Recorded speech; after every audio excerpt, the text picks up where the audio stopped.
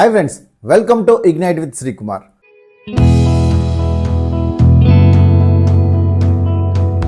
ఒక ఊరిలో ఒక సాధువు ఉంటాడు. ఒక సాధువు అలా ఒకసారి నడుచుకుంటూ వెళ్తున్నప్పుడు కొంతమంది రాళ్ళు కొడుతూ ఉంటారు. అది కనిపిస్తుంది. ఆ దృశ్యం చూసి ఒక అతని దగ్గరికి వెళ్ళి అడుగుతాడు, ఏంటి బాబు ఏం చేస్తున్నావు అంటాడు. అంటే అతను అంటాడు, కనపట్లేదా, రాళ్ళు కొడుతున్నాను. దేనికోసం కొడుతున్నావు రాళ్ళు అంటే, నీకెందుకయ్యా, వచ్చిన దారిని వెళ్ళిపో అంటాడు.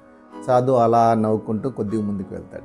కొద్దిగా ముందుకు వెళ్ళిన తర్వాత రెండో వ్యక్తి కనిపిస్తాడు. అతను అడుగుతాడు, బాబు ఏం చేస్తున్నావు? రాళ్ళని కొడుతున్నాను. ఎందుకు కొడుతున్నావు ఈ రాళ్ళని? రాళ్ళతో ఏం చేస్తారు అంటే, ఏమో మహారాజా మాకు తెలియదు, వీటితో స్కూల్ బిల్డింగ్ కడతారో లేకపోతే హాస్పిటల్ కడతారో ఇల్లు కడతారో ఏం కడతారో మాకు తెలియదు. సాయంత్రం అయ్యేసరికి మా కాంట్రాక్టర్ వచ్చి మాకు డబ్బులు ఇస్తారు, ఆ డబ్బులు తీసుకొని మేము వెళ్ళిపోతాం, మాకు అనవసరం అని చెప్పాడు. అలా నవ్వుకుంటూ ముందుకు వెళ్తాడు. మూడో వ్యక్తి దగ్గరికి వెళ్ళి అతను నవ్వుతూ రాళ్ళను కొట్టడం చూస్తుంటాడు.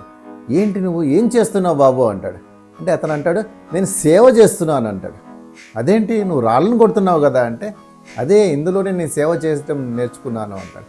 సరే ఈ రాళ్ళను కొడుతున్నారు, దీన్ని ఏం చేస్తారు అంటే, సార్ ఈ రాళ్లతోటి మా గుడి కడుతున్నాం ఇక్కడ. ఎప్పటి నుంచో మా అందరి ప్రజల కోరిక, మా గ్రామస్తుల కోరిక ఇక్కడ గుడి కట్టాలనేది. మేము కొట్టే రాళ్లతోనే గుడి కట్టబోతున్నారని తెలిసి ఆ తర్వాత బ్రహ్మాండంగా హారతులు, పూజలు, అర్చనలు జరగబోతున్నాయి ఆ గుడిలో. అవన్నీ తలుచుకొని ఆనందంగా నేను ఇప్పటి నుంచే పనిచేస్తూ సేవలాగా భావిస్తున్నాను అంటాడు. ఎంత చక్కగా ఉందో చూడండి ఫ్రెండ్స్. సో ఈ కథ ఈ ముగ్గురి పని వాళ్ళది కాదు. ఈ కథ మీది, మాది, మన అందరిది. మనం కూడా ఎవరైనా ఏ ఉద్యోగస్తుల్లో లేకపోతే బిజినెస్ చేసుకునే వాళ్ళు అడిగితే, ఎలా ఉంది మీ ఉద్యోగం అంటే, ఏదో ఉందిలే.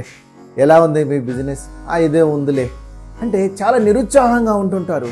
యాక్చువల్గా ఏంటంటే ఒక విజన్తో కానీ ఒక ఎయిమ్తో కానీ పనిచేస్తే ఆ పనిలో ఆనందం ఎక్కువగా ఉంటుంది. సో ఈ ముగ్గురులో మూడో వ్యక్తిలాగా మనం అలవాటు చేసుకుందాం. చక్కగా ఒక ఎయిమ్ తోటి, ఒక విజన్ తోటి పనిచేద్దాం. నిజంగా చేస్తున్న పనిలో కూడా ఎంతో ఆనందం ఉంటుంది. నచ్చింది కదా? Thank you friends.